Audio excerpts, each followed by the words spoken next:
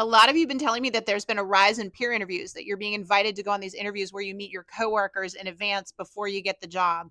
It doesn't surprise me that this is rising. As a 20-year career coaching veteran who used to work in the staffing and recruiting industry, I think right now you're going to see a lot more companies having you come back, meet future coworkers, and have them ultimately decide if you should get the job.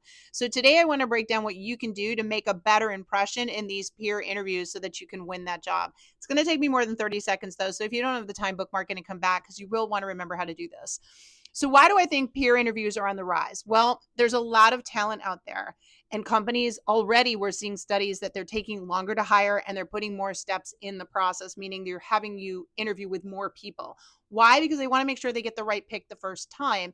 And so they want all what we call stakeholders, people that would work with you in some way, to have a say in the hiring process. Now, if we're bringing somebody into work alongside a bunch of people, why not allow those people to meet you to make sure that they want you for the job as well? There's another way to look at this, and this is something that I teach people, and I think it's worth it for you to understand. There's 4 types of buyers in the hiring process, meaning there's 4 people that make a decision on whether you get selected. First of all, there's somebody called an economic buyer. This is the person that hands down makes the final decision. They're the person that decides whether or not you're worth the money, whether or not you're going to provide the return on the investment they need for the job. Okay. This is a person that when everybody else loves you and wants you for the job, this person could say no and you don't get the job. So historically, this is probably going to be a really high level person, right? VPs, CEOs, people way up, heads of department. Okay. But then there are other types of buyers. There's a technical buyer. This is often like the recruiter, the person that calls you up and phone screens you first. These are the people that are saying, do you meet like the technical requirements for the job to be considered? We're not going to bother putting you through the interview process if you don't meet some basic criteria. So oftentimes this will be recruiting or HR. Okay. And then there is the user buyer. So these are the people that are going to benefit or use the services you provide when you do the job. Now, obviously, this would be the hiring manager. So of course you're going to interview with them, but it can also be your peers, right? These people are going to be working alongside you. Maybe work you do, you're going to pass off to them. So they are also user buyers. And so it's important to get their buy-in because they want to make sure you're going to make their job easier, not harder. Now, the 4th person is a coach. And a lot of times we don't have this person. This is somebody we develop. Maybe you know somebody in the company or somebody is a real champion for you. They want to see you get the job. It's great to have a coach because those people can help guide you on what to say and what to do, like how to talk to the peers in order to get the job. But we don't always have that. So I'm going to be your coach in this case and tell you that when you're talking to peers, their only concern is whether or not A, they can see getting along with you. Like, is your personality meshing with them? Right? Are they going to find you annoying or frustrating? Big one, I'm telling you, because even if you can do the job, if they find your personality not gelling with them, they're not going to want you there. And then the second thing is, do they get the sense that the way you will do the work will make their job easier, not harder? If they get any sense that you're going to be difficult to work with, that maybe you ask too many questions or you have excessive processes or whatever it is, they're not going to want you because they're like, oh, this person's just going to create more work for me. Right? So you get that. So personality and whether or not you'll make their job easier. So when you're meeting with the peers, obviously you want to be answering all their questions. Make sure that you're looking at all of them, that you're treating them all as if they are the hiring manager, because let's face it, they already have a job. You want a job.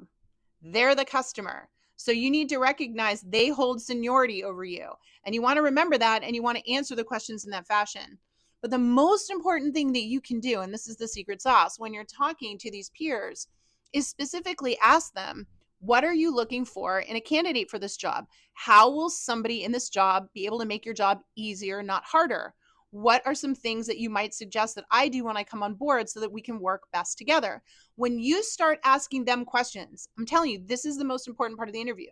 The types of questions you ask them are going to help them understand that you get it. That you get your job, if you get this job, is to make their work easier, not harder. Okay. And so those are the types of questions I want you to ask each and every one of them. And I want you to listen very carefully to their answers. And where possible, you want to validate and say, I hear you, I understood you, I've done something similar before. Because you want to provide that evidence and that reassurance that you will do it the way they want. The best thing about that is when you ask those questions and they get to give those answers, they know that you heard them. And this is how psychologically they're going to feel more confident that you are the person that can do the job, right? And you are the person that will make their life easier. So please keep that in mind. Peers are no joke. They literally can get you knocked out of the race. And I don't want that to happen for you. Give them the respect they deserve. They already have the job.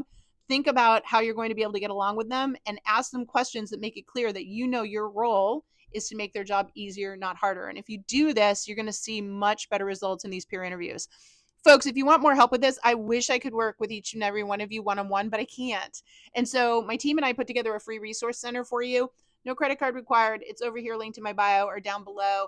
It gives you instant access to $1,000 of my most proprietary resources to help speed up your job search and teach you things like I just taught you here.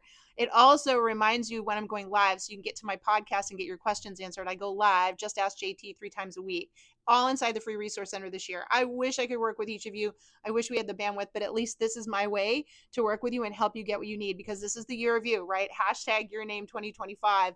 We can do this together. Just let me give you the advice and the support you need so that you can make great decisions, great career moves, and land that dream job. Good luck. Go get them.